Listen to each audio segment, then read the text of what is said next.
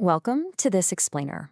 We're going to dive right into a massive, incredibly comprehensive 10-part article series that maps out exactly why our modern economy feels so relentlessly stressful for so many of us right now. The series is called The 99% Perspective, a blueprint for economic justice, and it takes a really hard, unified look at the converging forces shaping our financial lives today. The specific crises we face might shift over the decades, but the core problem? It stays the exact same. The economy fundamentally does not work equally for the 99%. We're navigating a landscape that's engineered to favor the few at the very top. So the overarching goal of this blueprint is to connect the dots between wealth inequality, public policy, and the everyday realities that ordinary people are dealing with. And here's the kicker. We aren't just dealing with inflation or just a housing dip or just localized job losses. We are facing a massive, overlapping combination of pressures hitting us simultaneously. If you've been feeling like you're fighting battles on multiple financial fronts lately, this series argues that you are absolutely not alone. And it's definitely not a coincidence. To help us understand this without getting totally overwhelmed, we've broken the source material down into 5 clear sections: the modern economic crisis, the everyday survival squeeze, work and small business, AI and the future, and finally, a blueprint for economic justice. Let's jump straight into Section 1, the modern economic crisis. The blueprint draws a really fascinating line from the Occupy Wall Street era directly to today. Think about it. Back in 2008, the financial collapse had this single obvious focal point, right? Wall Street and the banking sector. But today's crisis is far more decentralized. The target isn't just one institution, it's a systemic, multi-layered reality.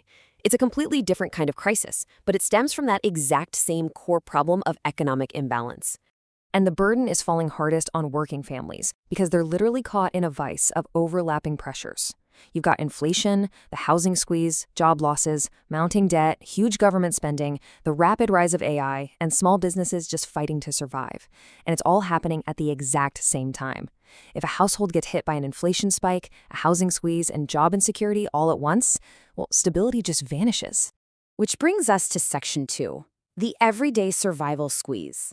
They call this the housing trap. And it is brutal. No matter where you are in the real estate life cycle, the walls feel like they're closing in.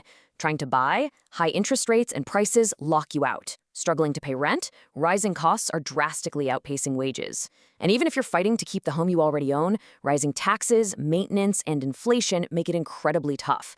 It's just an exhausting squeeze across the board.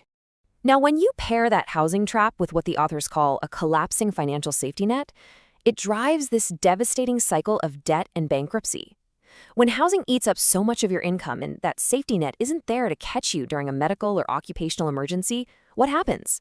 People are forced to rely on credit, which accelerates a painful cycle of debt that's often inescapable. It leads to this ultimate, incredibly frustrating reality of the modern cost of living crisis. Working immensely hard, putting in all the hours, doing everything right, but still feeling entirely broke. It's like sprinting on a hamster wheel, because the basic costs of survival just continually outpace what you actually earn. The financial math simply isn't working for the average household. Okay, let's move to Section 3, work and small business. The blueprint also highlights what it identifies as a specific Black jobs crisis.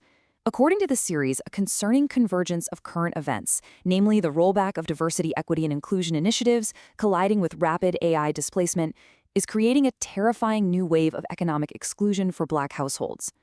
They argue these overlapping forces threaten to widen the wealth gap even further for communities already fighting to establish basic economic stability. But this squeeze isn't just happening to employees. Small businesses are fighting simply to keep the lights on. They're stuck between a rock and a hard place. On one hand, there's a severe lack of accessible capital to fund their operations, and on the other, there's a constant uphill battle to secure sustainable contracts. Small businesses are the backbone of our communities, yet this analysis shows they're facing existential threats from both sides of the ledger. Let's look ahead with Section 4, AI and the future. When it comes to AI and automation, the timeline laid out here is pretty stark. Year 1, we see the massive capabilities of the technology introduced. Within the next 5 years, swift and widespread worker displacement across multiple industries. In over a decade, the authors project a massive concentration of wealth into the hands of the very few who actually own the technology, actively pulling capital away from the 99%. The blueprint explicitly refuses to look at AI as just some neutral, helpful tool for productivity. Instead, it forces us to ask a really uncomfortable question. Exactly who is going to bear the brunt of being replaced and who is going to reap the enormous financial rewards of this automation wave? It pushes us to look beyond the convenience of new tech and analyze the actual economic transfer of power that's taking place. This brings us to an absolute gut punch of a question. We hear endless reports about the stock market being up, or GDP rising, or tech stocks soaring. But if working families are trapped in debt, small businesses are squeezed for capital, and basic housing is unaffordable, we really have to ask, who is this economy actually growing for? Finally, Section 5, Blueprint for Economic Justice. Let's look at the actionable strategy. To survive all this, the blueprint argues we have to redefine the new American dream. The old markers of success are just no longer viable or protective. Instead, the only way to protect communities fighting for stability is to aggressively pivot toward tangible ownership. This means focusing on acquiring land, securing hard assets, and building true economic independence that can actually weather the overlapping storms we've just unpacked. The path forward really requires sequential steps. First, we must clearly connect the dots between how these crises, inflation, housing, AI, government spending, actually overlap. Because only by connecting those dots can people effectively organize, shift their financial focus entirely toward ownership, and actively fight for systemic economic justice that works for everyone, not just the top 1%. As we wrap up this explainer, the challenge for all of us is to look beyond the macro headlines. How are these overlapping crises, the impossible housing trap, the small business squeeze, the looming AI threat, rewriting the rules in your very own neighborhood? Understanding the pieces is the first step for sure. But the real question is, now that you see the blueprint, what are you going to build with it?